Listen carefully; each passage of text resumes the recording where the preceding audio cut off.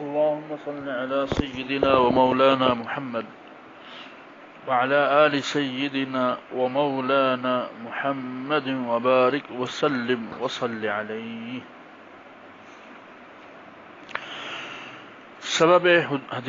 سبب ورود حدیث کے ایسے محتم بشان موضوع پر ہم گفتگو کر رہے تھے.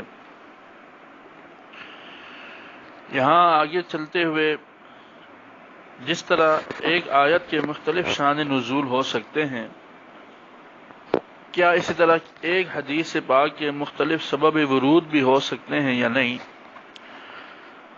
ایک تو ہم آج تھوڑی سی بات اس پر کرتے ہیں. آیا حدیث پاک ایک ہی ہے لیکن اس کے ورود کے واقعات اور اسباب مختلف ہیں یا نہیں؟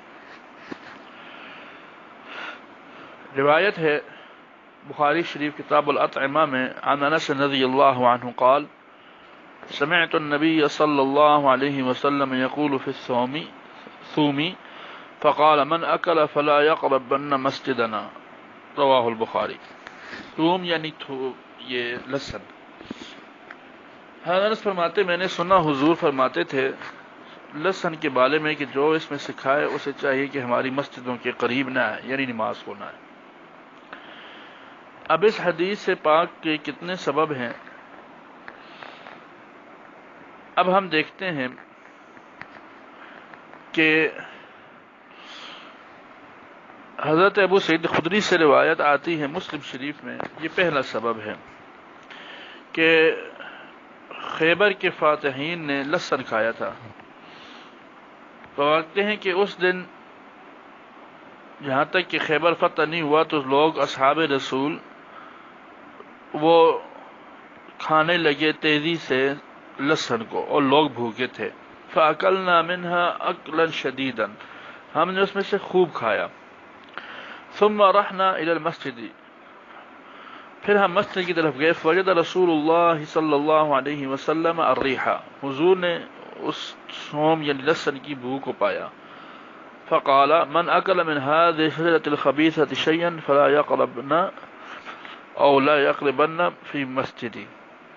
فرمایا جو اس ناپسندیدہ درخت سے کھائے اسے چاہیے کہ مسجد کے قریب نہ آئے.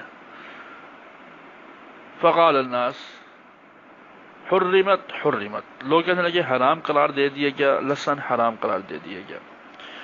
فبلغ ذلك النبی صلی اللہ علیہ وسلم فقال، یہ بات حضور تک پہنچی، آپ نے فرمایا ایھا الناس انه ليس بی تحریم ما احل اللہ لی ولکنها شجرہ اکرہ ریحها. فرمایا لوگوں میں اس چیز کو حلال نہیں کرتا جس کو اللہ نے حلال کیا ہو، میں کیسے حرام قرار دوں، لیکن اس کا درخت کی جو خوشبو ہے وہ مجھے پسند نہیں ہے. اب یہاں دیکھیے یہ ایک سبب بیان کیا گیا اس حدیث شریف کا کہ واقعہ خیبر سے یہ متعلق ہے.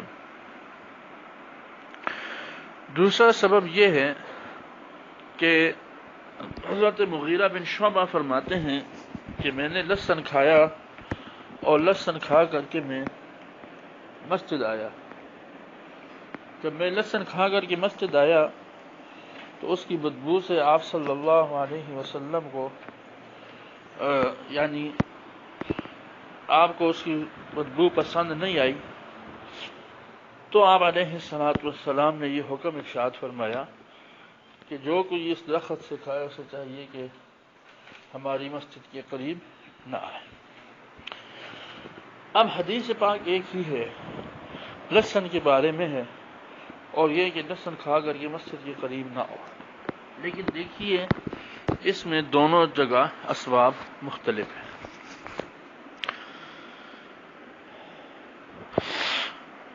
اچھا،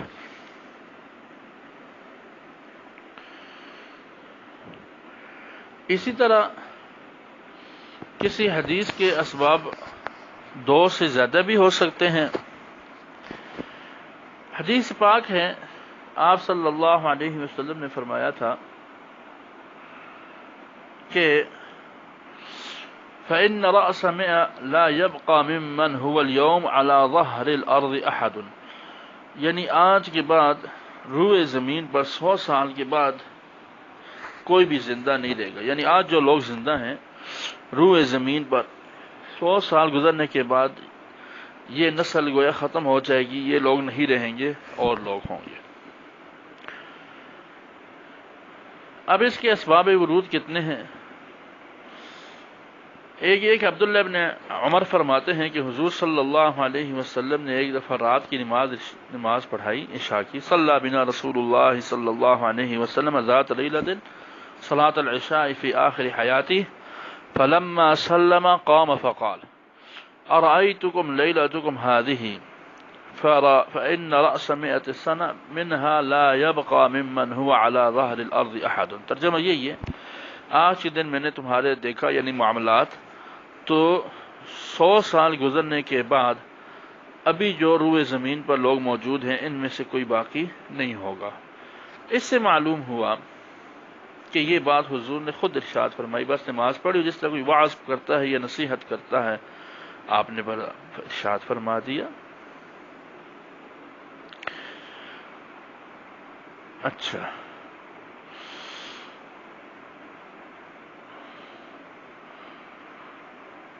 دوسرا یہ ہے کہ حضرت جابر بن عبداللہ فرماتے ہیں سمعت النبی صلی اللہ علیہ وسلم یقول قبل ان يموت بشهر تسألوني عن الساعة وإنما علمها عند الله وأقسم بالله ما على الأرض من نفس منفوسة تأتي عليها 100 سنة. حضرت جابر بن عبداللہ فرماتے میں نے سنا حضور فرماتے تھے آپ نے دنیا سے تشریف لے جانے سے 1 ماہ پہلے فرمایا کہ تم مجھ سے قیامت کے بارے میں پوچھتے رہتے ہو نا، اس کا حقیقی علم تو اللہ کے پاس ہے. البتہ میں قسم اٹھاتا ہوں کہ ابھی روئے زمین پر جو بھی نفس سانس لینے والے ہیں ان پر 100 سال نہیں گزریں گے، یعنی 100 سال کے بعد وہ نہیں ہوں گے. یہ مسلم شریف کی روایت ہے. یہاں سے یہ معلوم ہو رہا ہے کہ اس کا سبب جو تھا وہ قیامت کے سوالات پوچھنے کے جوابات کے ضمن میں تھا. تیسرا سبب حضرت ابو سعید خدری فرماتے ہیں لما رجع النبی صلی اللہ علیہ وسلم من تبوک سألوه عن الساعة فقال رسول اللہ صلی اللہ علیہ وسلم لا تأتی 100 سنة وعلى الأرض نفس منفوسة اليوم. یہ بخاری شریف کی روایت ہے، نہیں مسلم، یہ بھی مسلم کی روایت ہے. حضرت ابو سعید خدری فرماتے ہیں کہ جب ہم لوٹے تبوک سے تو دیکھیں جس طرح لشکر میں لوگ ہوں، اکٹھے ہوں، گفتگو ہو، بات چیت ہو، تو لوگ حضور سے قیامت کے بارے میں پوچھنے لگے. تو آپ نے فرمایا کہ یاد رکھو 100 سال زمین پر نہیں گزریں گے کہ سانس لینے والوں میں سے کوئی باقی بچا ہو. اب دیکھیے یہ ایک ہی روایت ہے اور اس روایت کے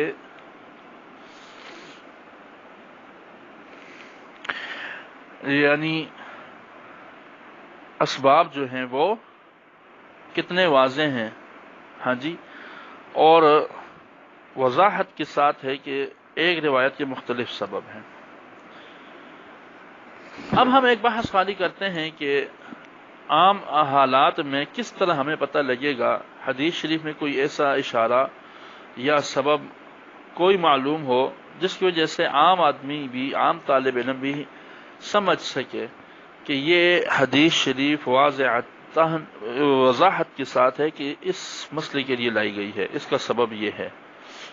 اس کے لیے ہمیں نص نبوی کے الفاظ کی معرفت چاہیے. اس کے لیے پہلا لفظ ہے من اجلی، جیسے قرآن کریم میں نا من اجل ذالک کتبنا علی بنی اسرائیل، یعنی اس سبب سے ہم نے لکھ دیا بنی اسرائیل پر. ٹھیک ہے جی. اب اس کے لیے ہم وہی روایت لاتے ہیں. دیکھیے کہ جس طرح آپ صلی اللہ علیہ وسلم کو جب کھانا پیش کیا جاتا تو آپ اسے تناول فرماتے.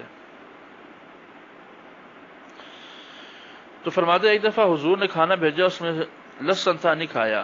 فسألته احرام هو قال لا ولكني اكرهه من اجل ريحه، یعنی اس کی بدبو کی وجہ سے مجھے یہ پسند نہیں. اب یہ حکم لایا گیا اس سبب کی وجہ سے. اس طرح من سببیہ آ جائے. ٹھیک ہے جی، میں اب اتنی تو وقت نہیں ہے، صرف اشارے کر رہا ہوں. اس طرح حدیث شریف میں لام تعلیل آ جائے یا لفظ کے اور لکئی آ جائے. سمجھ آ گئی بات جی؟ کئی تسعکم، سمجھ گئے نا، اور لکئی تسعکم. اس طرح حتی آ جائے، جیسے لا تقتلوا فانما امرت ان اقاتل الناس حتی یقولوا لا الہ الا اللہ. اس طرح لفظ اذن آ جائے. اس طرح فا سببیہ آ جائے. نمبر 8 لعل آ جائے. نمبر 9 لولا اور لوما آ جائے. نمبر 10 اپنے اجل کے لیے وہ، یعنی اپنے حکم کے لیے وہ چیز مفعول بن رہی ہو. اور اس طرح لیکن آ جائے. بہرحال یہ ایک بہت بڑا فن ہے سبب ورود حدیث، اور اس مختصر سبق میں صرف اس کے اشارے ہی ہو سکتے ہیں جو میں نے عرض کیا. کسی کو تفصیل چاہیے ہو تو مجھ سے رابطہ بھی کر سکتا ہے. اور اس سبب کو ہم نے سمجھنا چاہیے، کیونکہ حدیث پاک کا یہ حصہ یہ اکثر نظر سے اوجھل ہے، جس کی وجہ سے بعض دفعہ ترجمہ کرنے میں بھی مشکل پیش آتی ہے. لیکن سبب ورود حدیث سامنے ہو، الفاظ کی معرفت ہو، اسی طرح اجتہاد کے ساتھ جو حدیث کے ورود کے اسباب جانے گئے ہیں وہ سامنے ہوں، تو حدیث پاک کی خدمت بہت اعلیٰ طریقے سے ہو سکتی ہے. وآخر دعوانا ان الحمد للہ رب العالمین.